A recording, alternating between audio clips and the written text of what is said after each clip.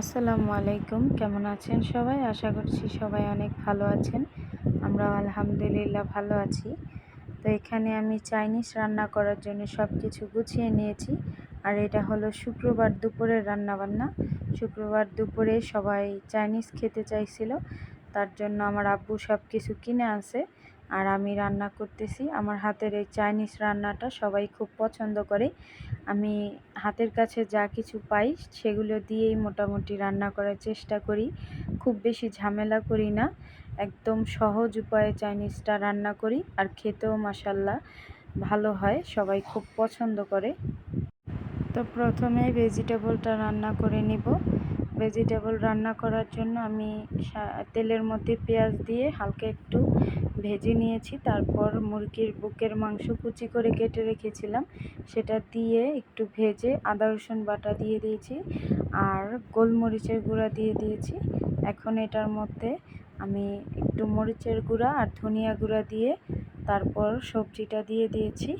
তো এটা যেহেতু চাইনিজ ভেজিটেবল, তো এখানে কোনো হলুদ ব্যবহার করা যাবে না, এর জন্য আমি হলুদ দেইনি। আর ভেজিটেবলটা আমি আগে একটু সেদ্ধ করে নিয়েছিলাম, এখন দিয়ে দিয়েছি সয়া সস। সয়া সস দিয়ে ভালো করে একটু নেড়েচেড়ে মিশিয়ে দিয়ে দেব গুঁড়া দুধ। তো নেড়েচেড়ে ভালো করে একটু মিশিয়ে নিচ্ছি। আর এই যে এখন গুঁড়া দুধ দিয়ে দিলাম। এখন গুঁড়া দুধটাও ভেজিটেবলের সাথে ভালো করে নেড়েচেড়ে মিশিয়ে নিচ্ছি। আর বাইরে দেখতে পাচ্ছেন প্রচুর রোদ, হঠাৎ বৃষ্টি নেমে যায় আর হঠাৎ রোদ উঠে যায়। সকালে বাজারে গিয়েছিলাম, আমার ঘরে একদম বাজার শেষ হয়ে গেছে, একদম কিচ্ছু নাই বললেই চলে। চাল ডাল তেল কিচ্ছু ছিল না, সেগুলো কিনতে বাজারে গিয়েছিলাম। যেহেতু মাস শেষ, তো যারা মাসিক বেতনের চাকরি করে তাদের মাস শেষ হওয়ার আগেই বাজার শেষ হয়ে যায়। এমনটা কার কার হয় কমেন্ট করে জানাবেন। তো যাই হোক, আমি সকালে বাজারে গিয়েছিলাম। বাজারে যাওয়ার সময় ঘর থেকে বের হওয়ার পরেই এমন বৃষ্টি নামলো, মানে 1 ঘন্টা রাস্তায় দাঁড়িয়ে থাকতে হয়েছে। তো রাস্তায় না, মানে আমাদের পরিচিত একটা ফার্নিচারের দোকান ছিল বাসার কাছেই, সেই দোকানে 1 ঘন্টা দাঁড়িয়েছিলাম। তারপর বৃষ্টি থামার পর আমরা বাজারে গিয়েছি। বাজার গিয়ে যা যা লাগবে মোটামুটি সেগুলো কিনে নিয়ে আসার পরপরই সাথে সাথে রান্না বান্না শুরু করে দিয়েছি। এই যে এটা মুরগির মাংস আমি মাখিয়ে নিচ্ছি কর্নফ্লাওয়ার, গোলমরিচের গুঁড়া আর সামান্য একটু শুকনা মরিচের গুঁড়া আর লবণ দিয়ে মাখিয়ে নিচ্ছি। চিলি চিকেন রান্না করব এর জন্য। তো কড়াইতে তেল দিয়ে দিয়েছি, তেলটা একটু ভালো করে গরম করে তারপরে এই কড়াইতে চিকেনটা ভেজে নিব প্রথমে। আর মাংসের মধ্যে আমি কর্নফ্লাওয়ার দেওয়ার কারণে মাংসটা ভেতর থেকে খুব জুসি হবে আর উপর থেকে একটা লেয়ার, মোটা লেয়ার হবে, খেতে খুবই ভালো লাগে। চাইনিজ চিকেনটা এইভাবেই রান্না করে। তো আমি খুব সহজভাবে কিভাবে রান্না করি আপনাদেরকে দেখাচ্ছি। যদি ভালো লাগে তাহলে অবশ্যই লাইক কমেন্ট শেয়ার করবেন। আর এই যে মাংসটা আমি এই কড়াইতে ভেজে নিচ্ছি। কড়াইয়ের চারপাশে তেলটা ছড়িয়ে দিয়েছি যাতে করে পোড়া না লাগে। তো এই যে মাংসগুলো দিয়ে এখন একটু লাল লাল করে ভেজে নিব। আর এই পাতিলে আমি ফ্রাইড রাইসটা রান্না করব। আজকে ফ্রাইড রাইসটা একটু অন্যরকম ভাবে রান্না করব। তো সব সময় আমি পোলাওর চালটা আগে হাফ সিদ্ধ করে তারপর পানি ঝরিয়ে নিই, কিন্তু আজকে সেদ্ধ করব না, আগে আমরা যেভাবে নর্মাল পোলাও রান্না করি সেভাবেই রান্না করব। তো দেখতে থাকেন আমি কিভাবে রান্না করি। আর আমার মতো এইভাবে কে কে রান্না করেন সেটা কমেন্ট করে জানাবেন আমাকে। তো এখানে পেঁয়াজ আর গরম মশলা একটু ভেজে নিচ্ছি তেলের মধ্যে। আর আমি তেলটা অল্প অল্প করে দিচ্ছিলাম, কি আন্দাজ করতে পারছিলাম না যে কতটুকু দিব।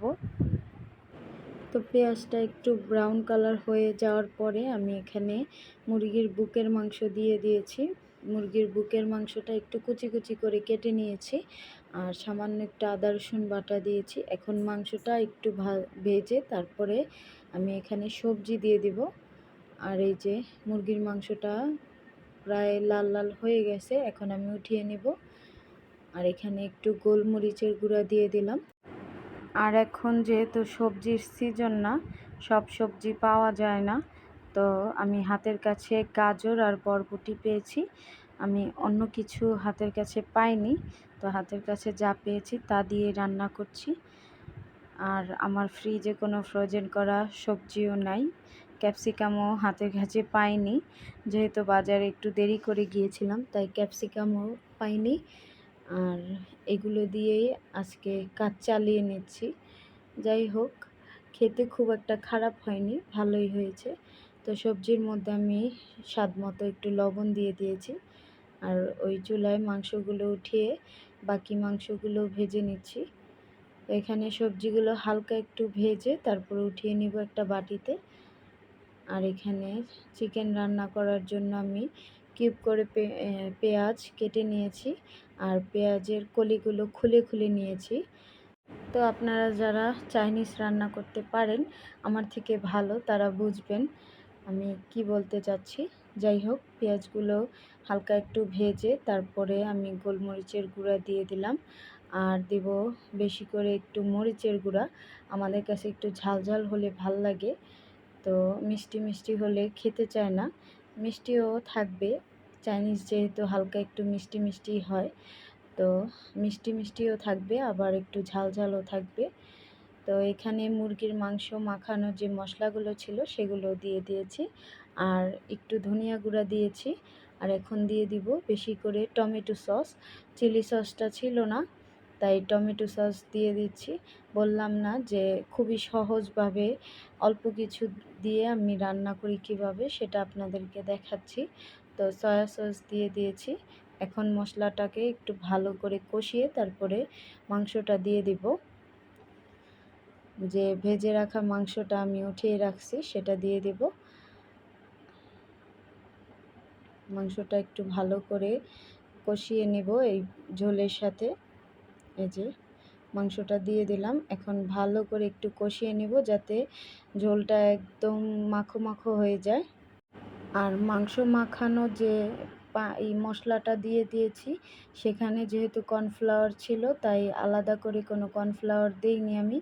এই কর্নফ্লাওয়ারেই ঝোলটা একদম আঠা আঠা হয়ে গেছে, তাই আলাদা করে আর কর্নফ্লাওয়ার দেওয়ার প্রয়োজন হয়নি। তো এই যে আমি এখানে ফ্রাইড রাইসের জন্য আমি সবজিটা উঠিয়ে রেখে তারপরে পোলাওর চালটা একটু সেই তেলের মধ্যে ভেজে নিয়েছিলাম।